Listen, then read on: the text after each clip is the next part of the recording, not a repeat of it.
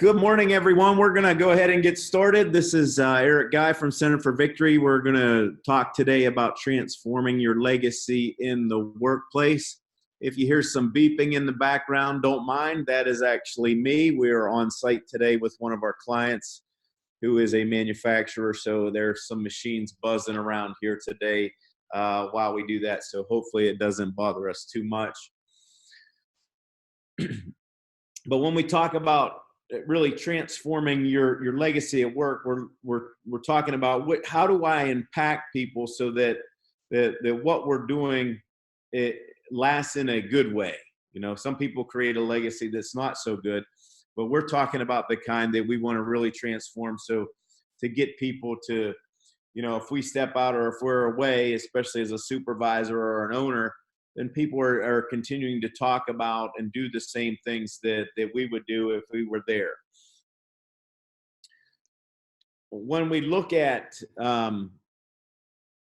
really transforming your legacy in the workplace, we want to frame it up, and many of you have seen this in terms of talent optimization.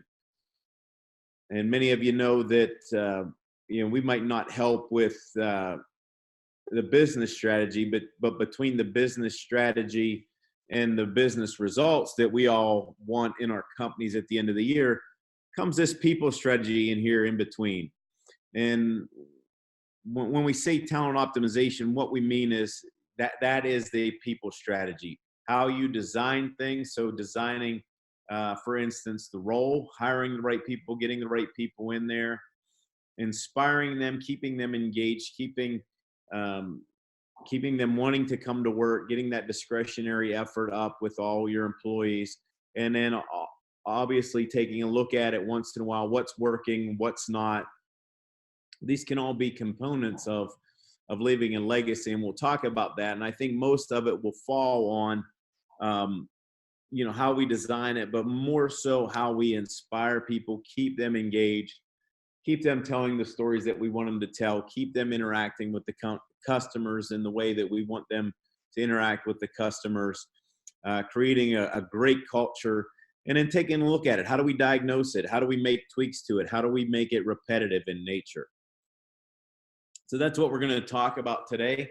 This is not an end-all be-all, and I will tell you that this is part of a larger training and platform that we use that I'll plug shamelessly at the end here in case any of you are wanting it for the start of 2020.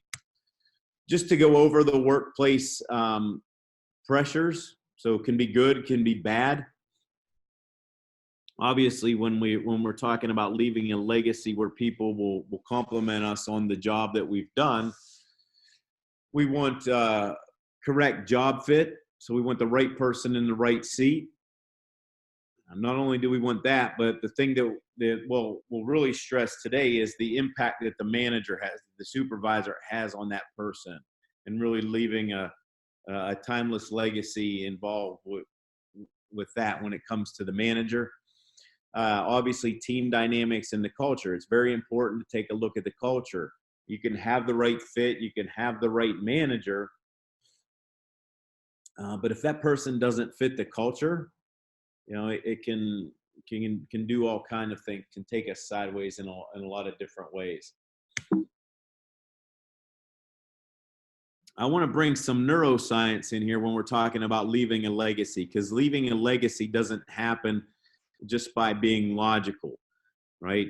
When we're talking about leaving a legacy, these are things that people remember. People don't necessarily remember things up in the logical part of their brain. That happens back in the lower levels of the brain, where we would call that the limbic brain or the emotional brain. How do you set those things up? And why I'm showing you this is I want you to think about the term engagement, because we're going to talk about that today and the difference there in engaging people, keeping them inspired. People don't say, well, I got great benefits, so that's why I go to work. A lot of the times when you're talking about people are emotional beings first. We're all emotional beings first, and that plays into it. So do a little research on that if you would, or get plugged into some of our other social media or YouTube videos where we talk about this. This is very important to understand, because as a leader, you don't inspire people with logic. It's how you make them feel when they come to work and how you engage them. And that's really when you're talking about leaving a legacy. People talk about how they felt around such and such a leader. When we use names like Martin Luther King Jr. or Gandhi or Mother Teresa, you know, it wasn't necessarily for all the logic they brought to the table. They did great things, but it was how they made people feel and how they inspired people that we continue to talk about them today. Just some tips for transforming the legacy at your workplace. If you're taking notes today, remember this is recorded, so you can go back and share it with people who may not have gotten on here today, or you can also rewatch it. These are the 4 main points that I was just, in my research. Again, I'm not really necessarily making these things up. I do see them, but I've pulled this out of the research that we've done. And what it means to leave a legacy, a good legacy in your workplace. These are the 4 things that we're going to go over today. I'll give you some notes on each. And obviously at the end, if you want to talk more, we leave 10, 15 minutes for questions as well. Knowing what matters, thinking big, equipping your leaders, that's going to be a huge one, and embracing this thing we call team, especially in a day and age where we should be very connected, but what research is telling us is we're very disconnected in what we do, even with all the technology going around. The first point that I wanted to make is knowing what matters. Knowing what matters. So what is important? Okay, what are your core values? Knowing what is non-negotiable. So those are the things that we have to do inside of our company, and those are the things that we do not do inside of our company. And how we communicate this. So in knowing what matters, a lot of people will talk about their core values, but just give it a little bit of lip service here and there, maybe once, maybe twice a year. Do people know what's important? And this starts even, if you're talking about leaving a legacy, this even starts in the interview process. I know when we interview people, we use our core values.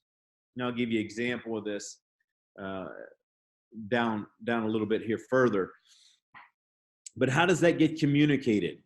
One of the things to remember that, and again, this going back to that diagram of the brain that I showed you, we're all hardwired for contribution.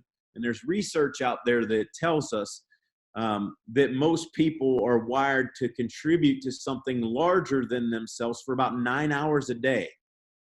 So when that's not happening, especially when it's only happening 2 or 3 hours at best for some companies, I would stop and ask yourself, do people understand why they're coming to work? Do they know what matters? It might be important to you as the supervisor or the CEO or the COO or the manager or the leader, but do they understand why they're coming to work? How that's significant to the overall picture, what they're trying to do, what you're trying to do as a company. And number 5, to that point, is it clear? The only way it can become clear is through repetition. People don't just hear it the first, second, third, or fourth times. They have to hear it multiple times, over and over and over again, till it becomes part of your story. They need to hear it, they need to see it, and it needs to be reinforced. So when something happens inside the company, like if it's a core value, and I'll get into an example of that, how we utilize it here at Center for Victory. But how are you conveying that in a way that people understand it, and is it repeatable for other people? What does it look like in other forms inside the company? And some of you already know, especially if you're clients of ours, our core values revolve around the quirkiness of me, and that's how they were created, but they're really profound when we talk about how they're ground down into our company culture. For example, one of the things that we reinforce all the time is this whole idea of this notion of more cowbell. And what that means is we celebrate all our wins. And that's just not revenue. Obviously, we like that, but those are part of that more cowbell as far a core value for us is what we're doing, mind, body, and spirit. And what that means is we celebrate when people have wins, either personally or professionally. And that gets reinforced. It actually gets reinforced for us every Monday morning.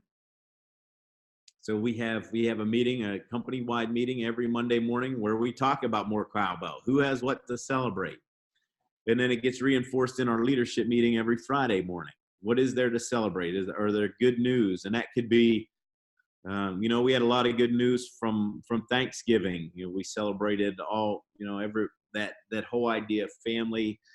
When we went around the table, everybody was talking about how good it was to have family around, even if it was just for a little bit, and how thankful they were for that. But that's that whole notion of that. And we also celebrate it with our clients. Many of you know that when we get all the job assessments done inside of our clients, it's not unusual that we send a literal cowbell around so they can ring that cowbell, because that's what we want to celebrate. That's a big milestone for a company to get all their job assessments done. But knowing what matters, so knowing what's important, how do I communicate it? Knowing that we're hardwired for contribution. So when you don't have people that are living out that legacy inside your work environment, stop and asking yourself, are we communicating it correctly to the point where they understand that their contribution matters from the lowest point in that company up to the highest point? And do they see it in our leaders? That's the biggest thing. That's how you leave that legacy.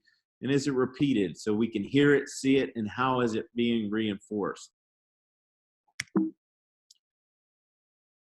Next one, think big. And what I mean by this is this actually comes a little bit out of one of our core values, which is don't whine, shine. But it's really seeing the positive. A lot of us, again, going back to the hardwiring, the neuroscience, well, we have a tendency, a propensity as human beings just to see the negative and just pick that out.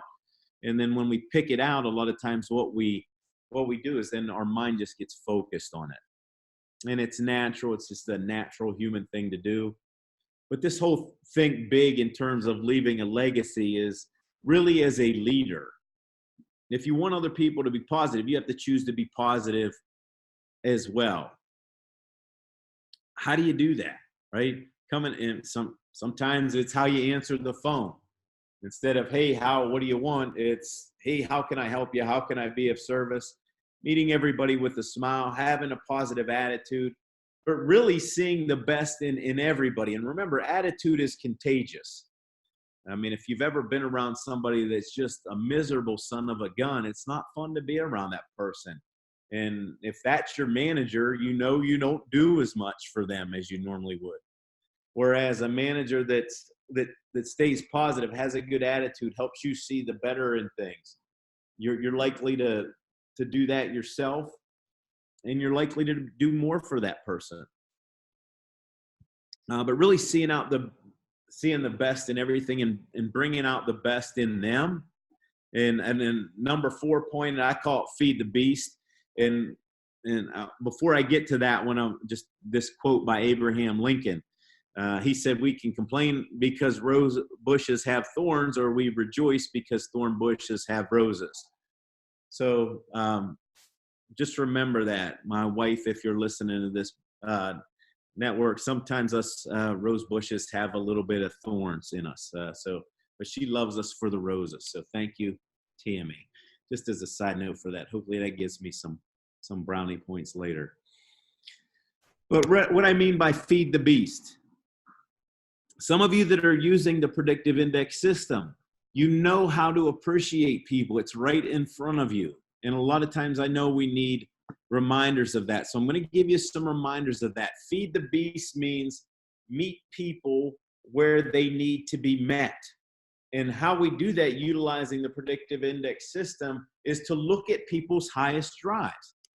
And what I mean by that is when we have um, people that their highest drive is A, or they really need that dominance fed, feed the beast. Help them understand how they make an impact inside their company, inside your company. Don't take that away from them. Give them more the more they present themselves and do well. Let them have their thumbprint on a few things. Again, you can't, maybe not can do that right out of the gate,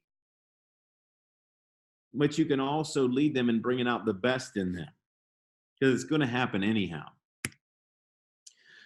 When somebody's at high B, give them FaceTime, that feedback. They really need that, right? The kudos for what they've, a job well done.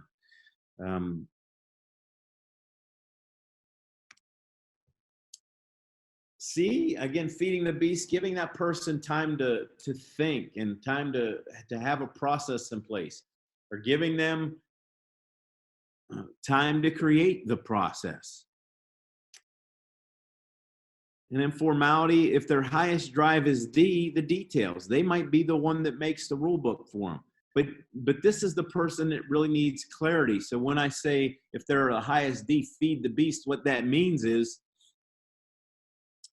are you giving them the clarity that they need?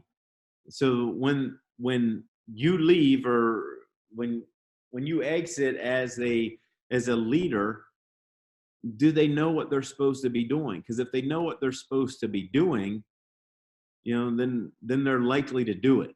And this is just another way of doing that. A lot of times, you'll hear us say in the trainings, like, this is your big nugget here.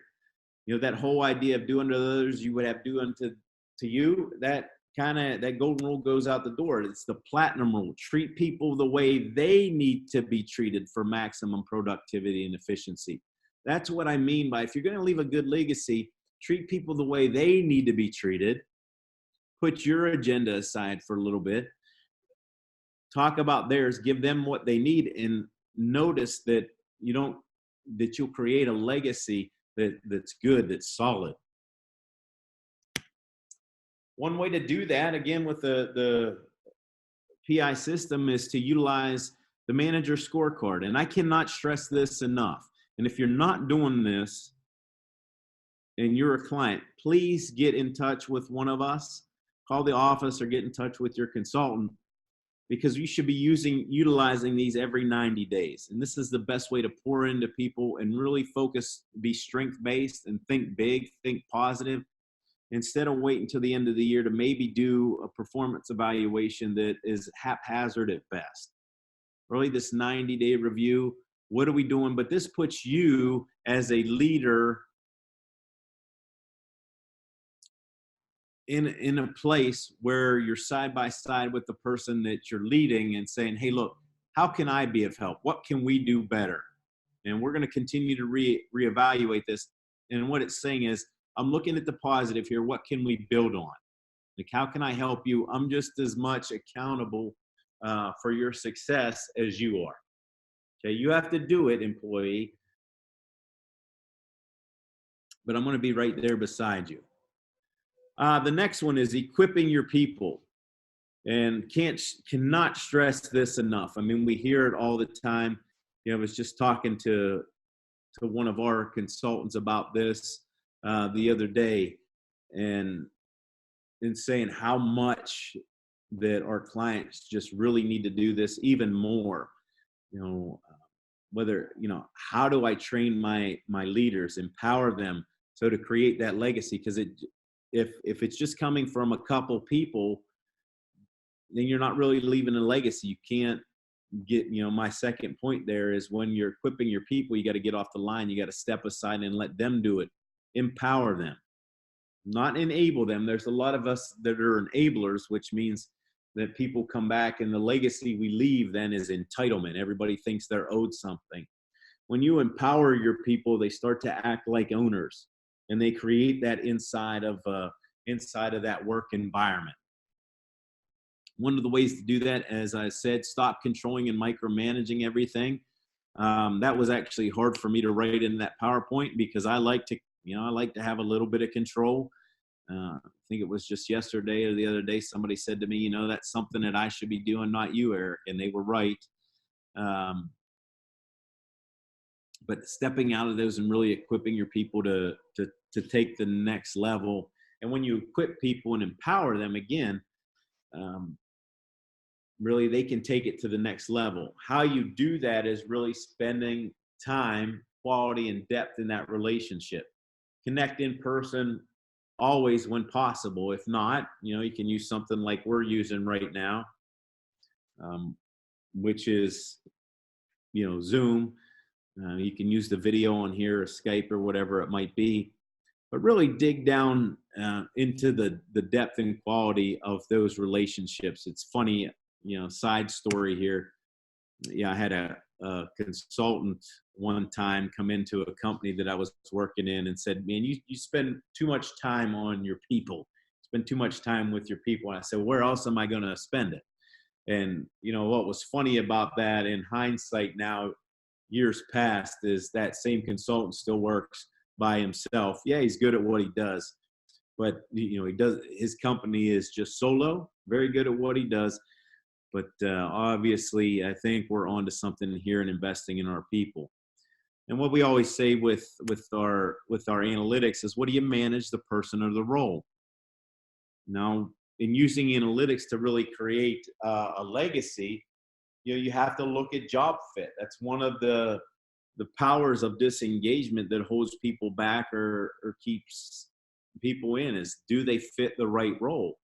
The best way to give objective feedback to a person is to, one, put them in the right role and then coach them accordingly using objective data. If you're familiar with the PI system, as many of you on the call are, predictive index system, you have the ability to go in there and print out a coaching guide. And you'll see in the orange here, you have the job assessment, the behaviors for the role, and then A, B, and C are, this fictitious Bernie banana.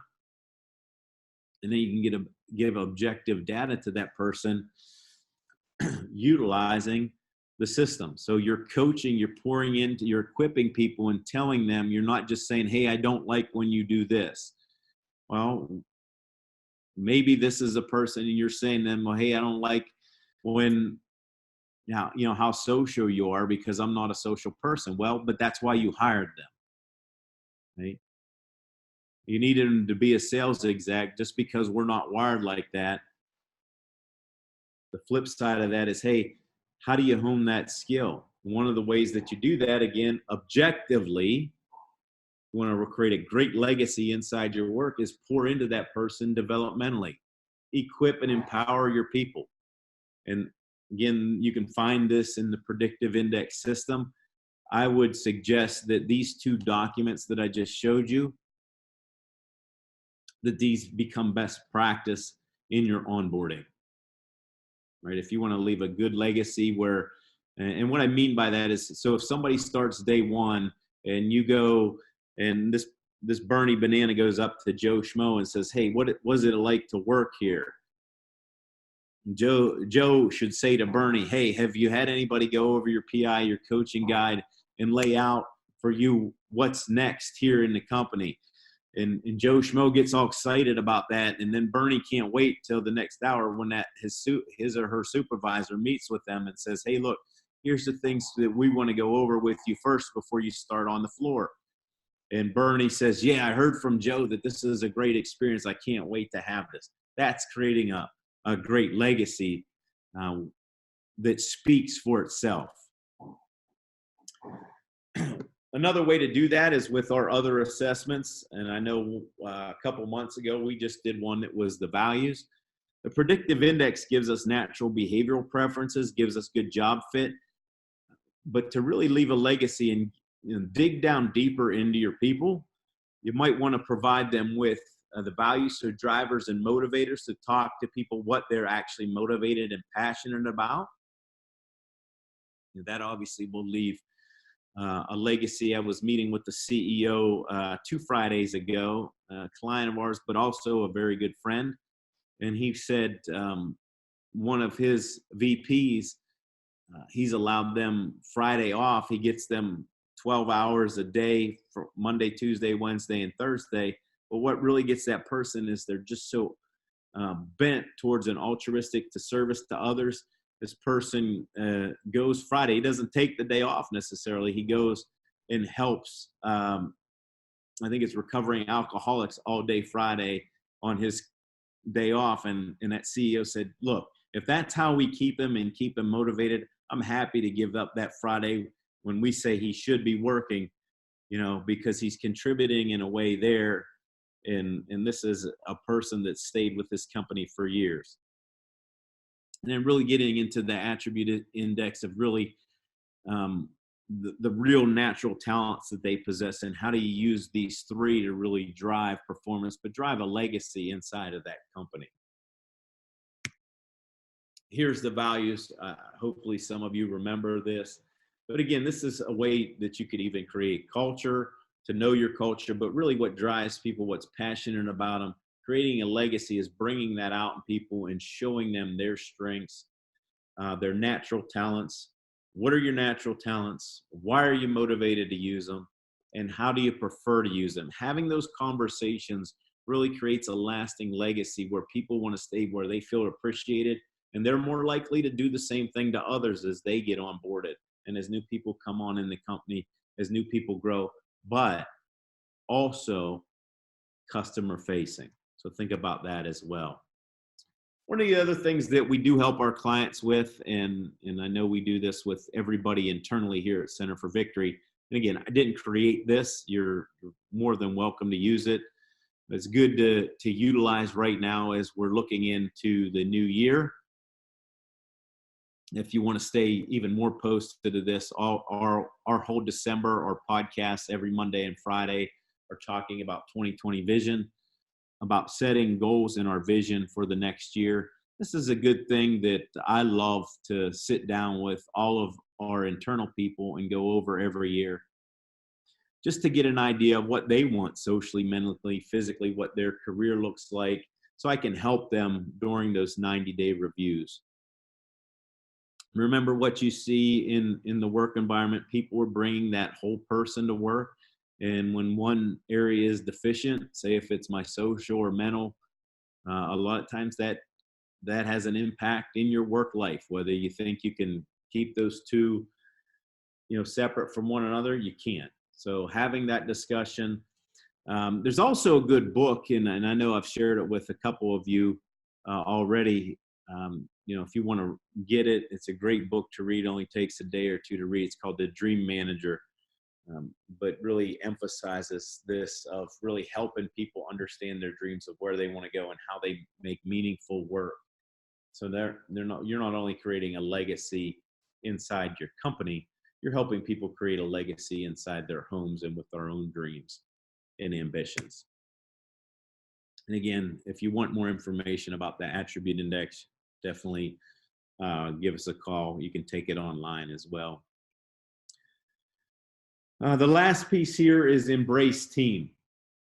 And number one, just don't give it lip service. I see a lot of companies that just give, we embrace team. Do you really?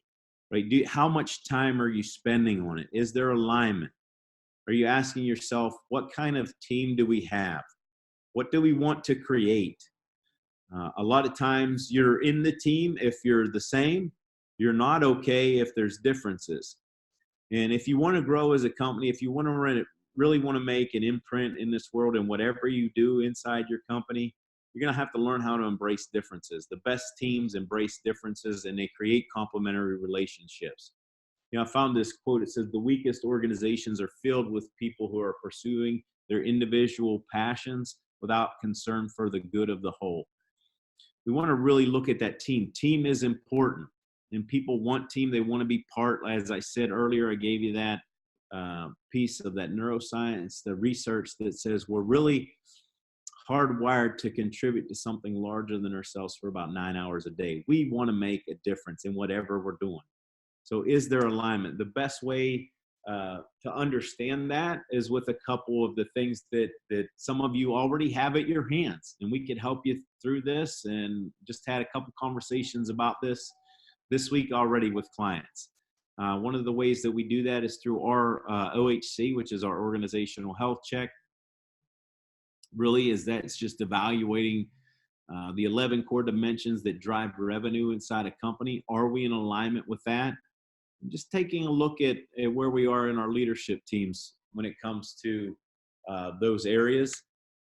The other way to do that is through the predictive index system in the teams that we have. So the team analytics and the team dynamic reports that you can do.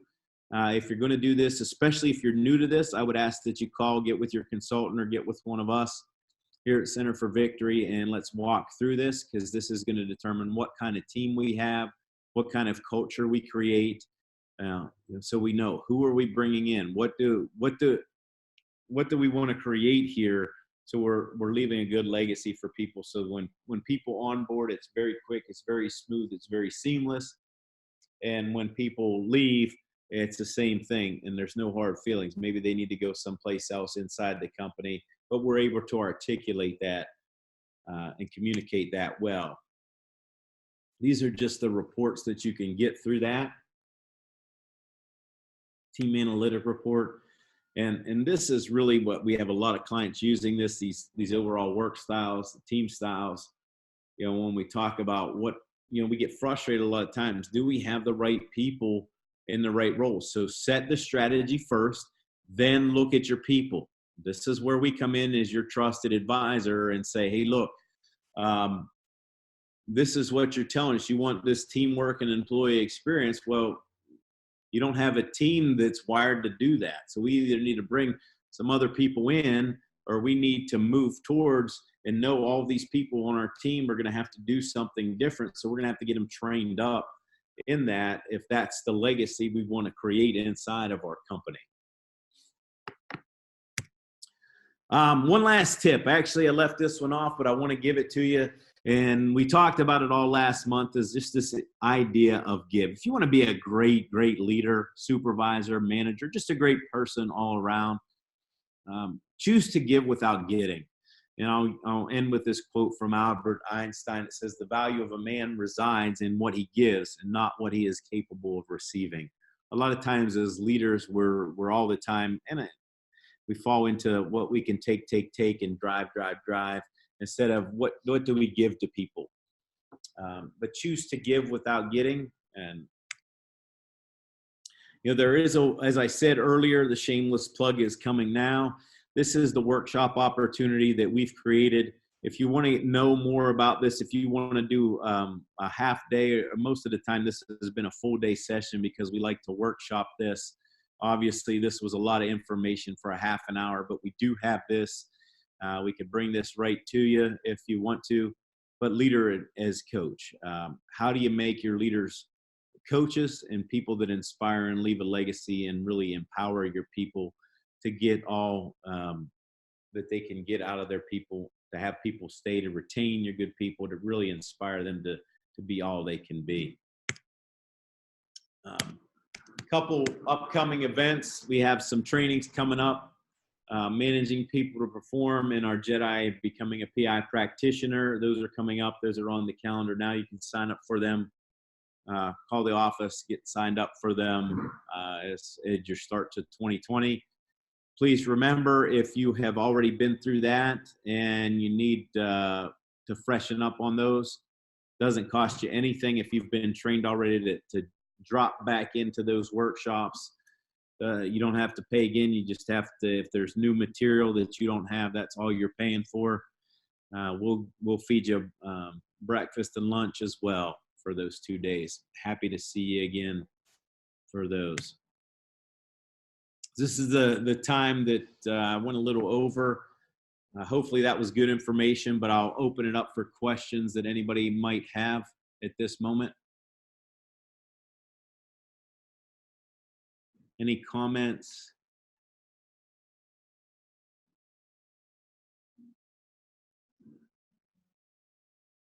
I know one of our consultants is on the line. If you're still there, Lisa, did you have anything to add from your great wisdom out in the field all these years and what you've done?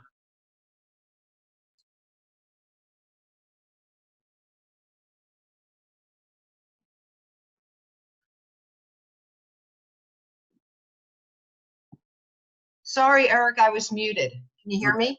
Yes, we can now. Yeah, go ahead. Oh, hi there. Yeah, lots of good information here. I spent yesterday with a wealth management company, and it was so refreshing when I walked into their conference room. Not only do they really repeat their values and culture, but they display it on their wall. They have all the things that are meaningful to them on the wall. So not only that they can see it, but when they have clients come in, they permeate that culture throughout their entire internal as well as client network. And it does leave quite a legacy. Awesome. Thank you. Any other You're welcome. questions? If there's no other questions, we'll end for the day. Hopefully this was helpful. Hopefully you got some good tips. It should be up on YouTube by the end of the day. If not, it will be up there tomorrow. You'll get another email with the link there. You feel free to share it as much as you want. And if you have any questions about it, we'd love to hear from you. Either email, you can give us a call too. But with that in mind, have a good holiday season, and we'll be probably not talking to most of you until the beginning of the year. But if you do have a question, as I said, please give us a call or shoot us an email. And have a great rest of your week, and take care.